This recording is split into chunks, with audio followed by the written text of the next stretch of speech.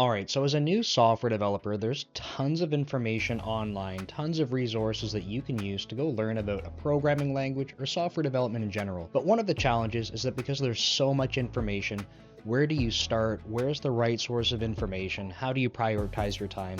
It's completely overwhelming. Now, there's lots of influencers and creators online that are trying to push their courses or their boot camps and stuff like that.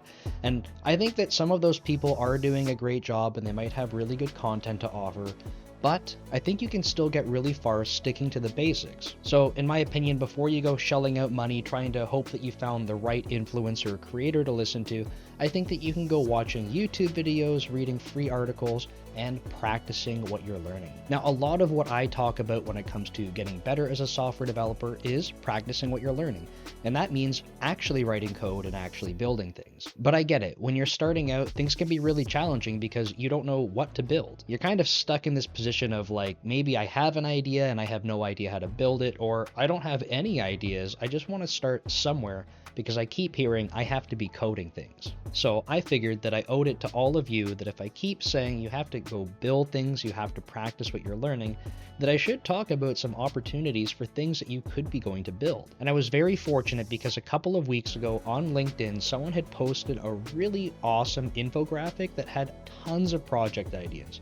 And I had asked them if I could go create some video content about some of my favorites and walk through it and share it with all of you. So in this video, we're going to look at my first 3 favorite ideas from this list, talk about why I think they're great, talk about some variations to what the author said, and hopefully that should start you off on a path where you can start going to build things. And of course, if you stay right to the end of this video, when the next video is done, I'll talk about my next 3 favorite from this list. So with that said, we're not going to jump over to Visual Studio, but we're going to jump over to this LinkedIn article and walk through it together. All right, so in this LinkedIn post, this author talks about a bunch of different categories of project ideas, and I thought that it would be really important to start with something that's both fun and interesting. Some of the other categories might be more aligned to something like a business idea, and honestly, I think that when you're just starting out, if you're thinking about things that are just kind of fun or interesting, more of a hobby, that takes that pressure off of you to try coming up with a really good business idea, because in the back of your mind, you might be thinking about, how do I get users? How do I monetize this stuff?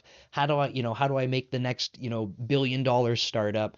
And I think that that's just a ton of pressure for no good reason when you're starting to learn. Of course, when it comes to software development and software engineering and actually being successful in industry, I think that there is a really necessary focus on things like business value and how to actually contribute value to customers. But when you're just starting out, I think it's more important that you're practicing the things that you're learning about so that you can build up a foundation. And then once you have that in place, you can start to go take on some of those other more business value and, product focus perspectives and incorporate that into your development. So to start, my top 3 from this list of 50 are actually in the fun and interesting category. So let's start with that. So the author did a really cool job of setting up all of these potential projects, and they have this layout with kind of different levels, some ideas about what you can go do and contribute and sort of why.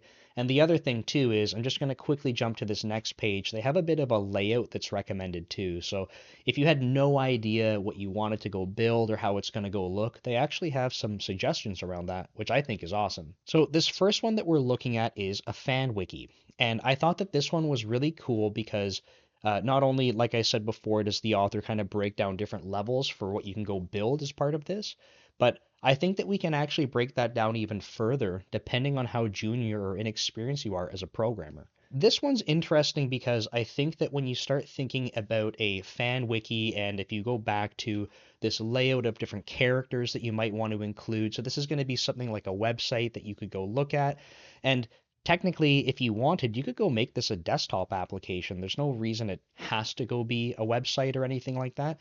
But I think that the motivation for a lot of these projects is web focused. But I just wanted to call that out as we're going through this, that if you're about to go embark on trying to pick different projects to go build, you're going to want to align them to the technologies you're interested in. And for example, like I talk about C# and .NET a lot. If you didn't want to go building an ASP.NET Core web service or something like that to start, you're not interested in Blazor to begin with, maybe you just want to go make something in WPF or use MAUI to go create a user interface. That's totally fine. So as we're going through these, I want you to think about the fact that you can be going to pick different technologies and go implementing these in different ways.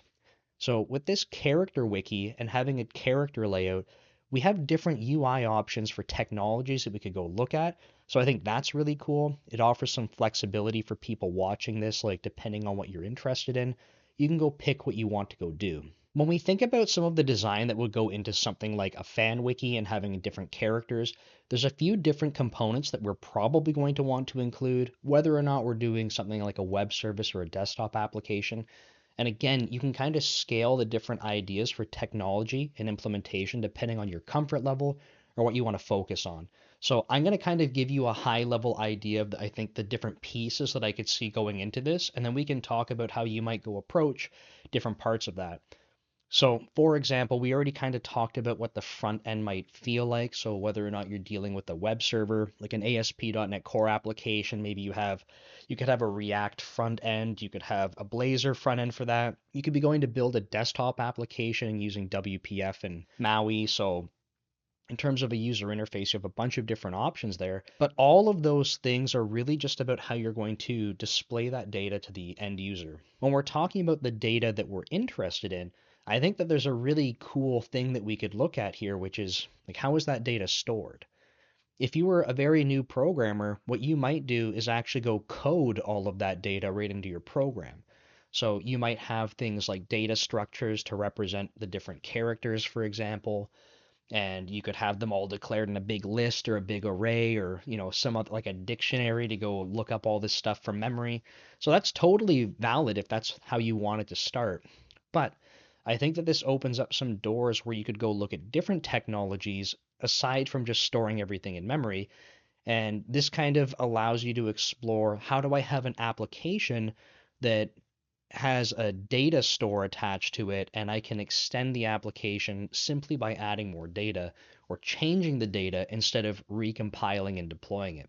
So, for example, the first extension that you might look at, instead of having everything coded, like all the characters in a big array or something like that, all the data you need, maybe you go load that from a text file, right? So, this is an opportunity where if you were interested in building something like this and you had no idea where to start, you could very well go make a simple program. Maybe you don't have the UI that they're talking about here to start with, but you're taking one piece of this and you just want to go model how you might store some of that data. And you start with it in memory, it's organized in a way that you like, and maybe the next step is you say, cool, now that I have that working, how do I go load that data from a file instead? So maybe you have like a CSV or a JSON file, and you can go load up all of that data. You can make decisions about how that data structure should look in the file. So, for example, does it make sense to load it as a CSV? Do you have anything that's hierarchical? Because if you do, maybe a CSV sucks, and maybe you want JSON or XML or something that can support a hierarchy easily. So you could go, do another iteration of your simple program, which is only a part of this fan wiki example. Now you're loading in data. Cool. Okay, what's another step from that?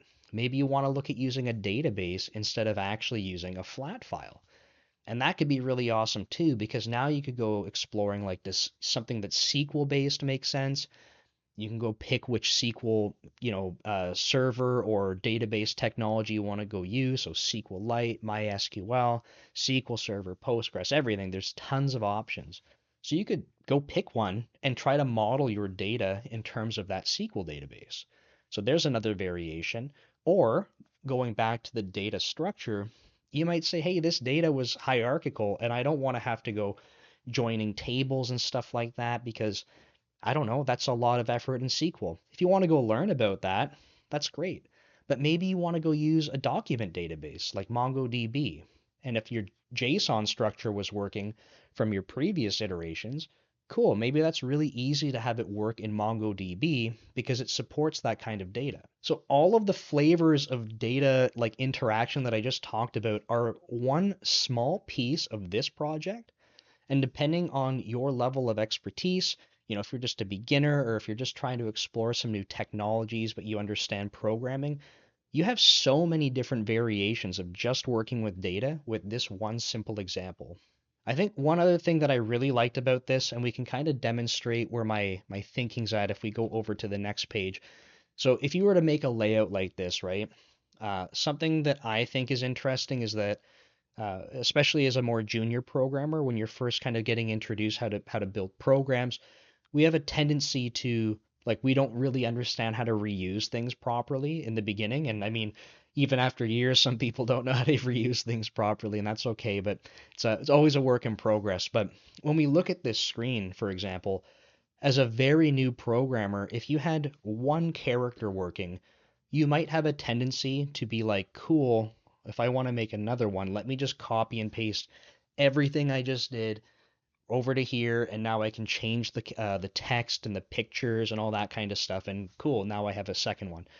So if you were a new junior programmer, you probably would implement it something like that just because it's the quickest way and you could get it working. And I would say, honestly, as a new programmer, great. Like, you're proving to yourself that you can see that working. And the extension of that, and the reason I like this project a lot, at least with this layout, is it's a really good opportunity to teach you about reusability. So, how can you refactor some of that UI code to go, create some of, like, if you have a character layout, maybe these boxes here are a picture with a title, maybe some other text kind of laid out on top of it. Like, how can you have reusable controls for that, right? How could you model the data loading behind the scenes so that you don't have copied and pasted, like, for every single character, you have a method for it or something. You want to be able to reuse that code. And if you tie that into some of the data loading that we talked about, that could be kind of interesting as well. So I just like that this one kind of sets you up to be able to have an opportunity to reuse code. And maybe your first iteration just doesn't do that well, but you can refactor it and kind of try that out. And then finally, sort of what I think is kind of like I don't know, like an extension of this or kind of extra that is interesting if you just want to play around with it. It's like that he has a couple of things like custom styles, custom animations, dynamic pages. This kind of stuff to me is just, it's extra, and I think it's cool because if you have the foundation of things working, if you were really interested in more front end stuff and how to kind of make interactions feel smooth and more user friendly or more appealing, I think that you can focus on these things and they can eat up a ton of time. So, like, for example, could I make some of these things work? I've been programming for a long time, like, probably, but am I good at it? No. And I don't spend a lot of time doing this kind of stuff, but I think that if you focus on it, you get familiar with it, you can make things that feel kind of snappy, smooth, user friendly. Uh, and it's just because it will come natural to you and you become more creative just by spending the time doing it. So, again, I think that this one, aside from all these other pieces we talked about, gives you these opportunities to kind of focus on some of these like extras for usability. All right, if we look at number two, it's actually a very similar idea. It's specific to Pokemon in this case. It's building a Pokedex, but I think that you could change the idea to be kind of anything you want that's like a collection of things. So it's very similar to the characters for like a fan wiki we just talked about. So a lot of the same reasons why I like this one apply to the one we just discussed. So what I thought might be more relevant for this one is actually that, so for things like Pokemon, I feel like there's probably databases or data sets or even publicly available APIs where you could go access some of this stuff already. And the variation of this that I see compared to the last example, and this might not be the case. Like, you could go find, I mean, there's a ton of information when it comes to Pokemon, so I don't envy the person that wants to go collect all of that stuff and build their own data source for it. But depending on how much granularity you wanted, you could, like the previous example, go build that stuff up. But I think for Pokemon, and I haven't verified it, you could probably go query available APIs or pull from other data sources. And this would be just something else to try and practice. Often when we're building programs, we're not creating everything from scratch. So, like, for example, if this were something that you were trying to build for a client or whatever, like, it probably would not be a good use of your time to say, well, I have to go collect every detail about every Pokemon ever made. I mean, by the time you even got close, they would have the next set of Pokemon out. You'd never finish. So it would make a lot more sense to try accessing something that exists so that you're not sort of reinventing the wheel. And that would teach you how to use other web services that are available, public APIs. Um, there'd be authentication or, access tokens and things like that, that instead of going to build your own database, now you're discovering how you go interact with other people's services. So I like that a lot. I think if we're thinking about the previous example that was like the fan wiki, perhaps there's not a ton of characters. I think in their UI example here, I mean, it's kind of similar. This is more of a list view. The other one was like a grid view. You could build whatever you wanted, but with something like a Pokedex, maybe you're looking at more things about like infinite scroll and like how you manage loading tons and tons of data. Because with the fan wiki, maybe that's a smaller set of characters and things that you have to work with.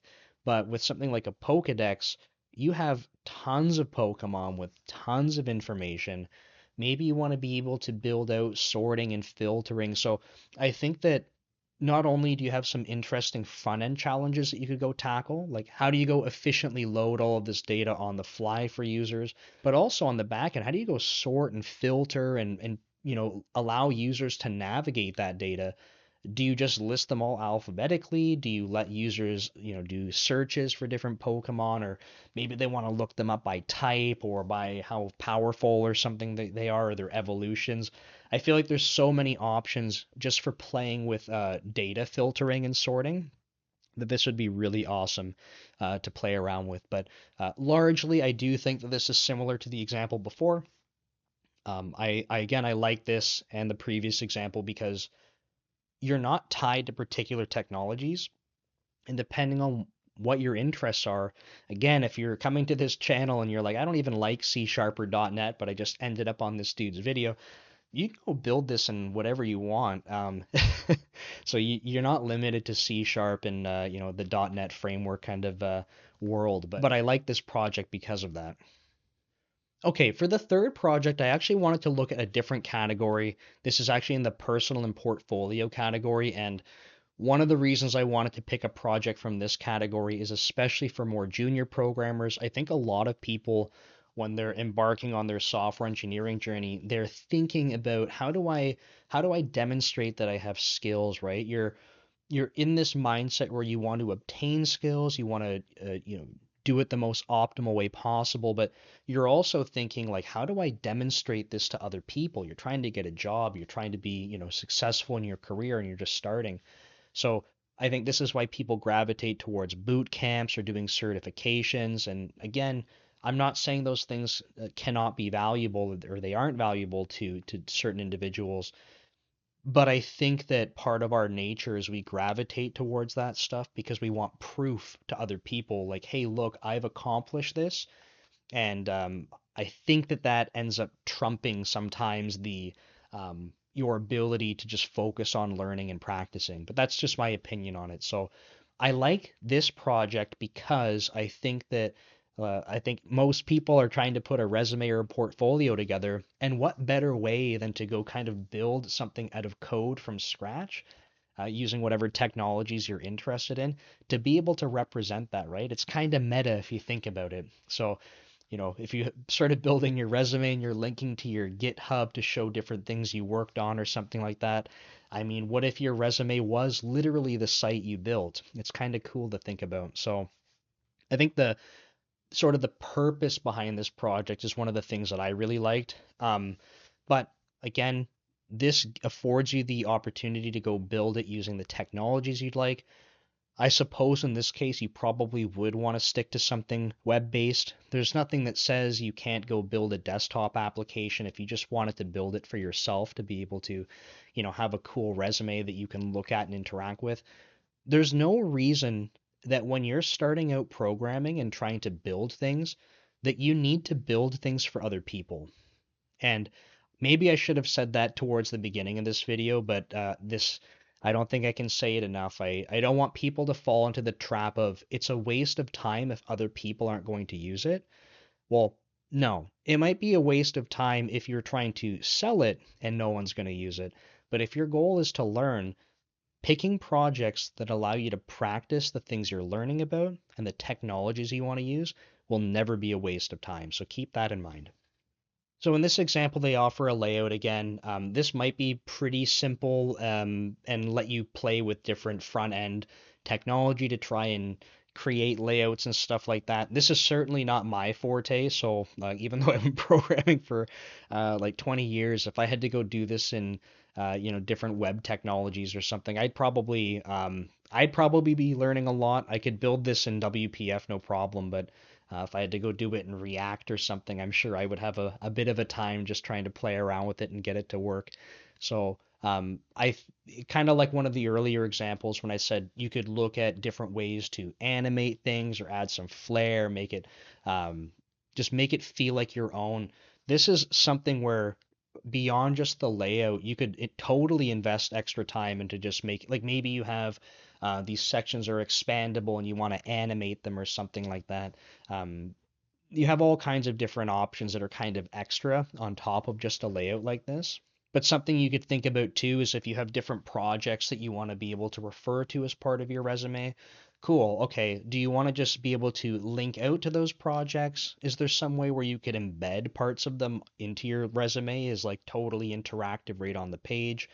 I think you have lots of cool options there. This is probably not something that needs something like database technology. So if you were trying to work through like different IO things like the file loading I talked about or databases, this one you might be able to kind of skip out on all of that perhaps, but you could actually spend more time thinking about, okay, like where do I want to host this? Is this something you could do like a one-click deployment through like GitHub Pages or something? Do you want to go look at hosting your own, web server somewhere so you can play around with Azure or AWS or something like that? So picking a project like this by restricting some of the things that you don't have to focus on, say like how you work with databases, you might be able to go spend more time on other things like hosting technology. So, having a few different things to pick from, I think is super helpful because it's going to allow you to think about what do I actually want to spend time learning, right? At some point, you're probably going to have to touch on all of these in some amount, but I like these three, and this one is sort of a slightly different to the first two, just because it's going to kind of rule out some of the things that you likely need to focus on in the first two. They all seem to have likely what would feel more like a web kind of layout to play with. So likely all using a different type of web server and a front end. But, in this case, for this project, not really looking at database tech. So those are the three projects that I wanted to pick out from that list of 50 that I thought would be really good to start with. Again, this is focused on more beginner software developers, so if you're a lot more experienced, this might not apply to you. But if you are more experienced, there might be something about these projects where they're simple enough in some capacity that you can go pick a new technology to try out when you're building them. So I think that for all skill levels, these could be interesting to play with. I wanted to call out too, just to kind of remind people that when it comes to learning things, just keep in mind that you do not need to be going to build things that need to be monetized, that other people are going to find valuable. You might not even find the end product that you're building valuable, and that's okay, because I think if you're focused on learning things, the time spent actually building is where you're getting the value. So hopefully you found that useful. When the next video is done, I will link it right up here, and that way you can go watch that after and look for more project ideas. So thanks, and we'll see you next time.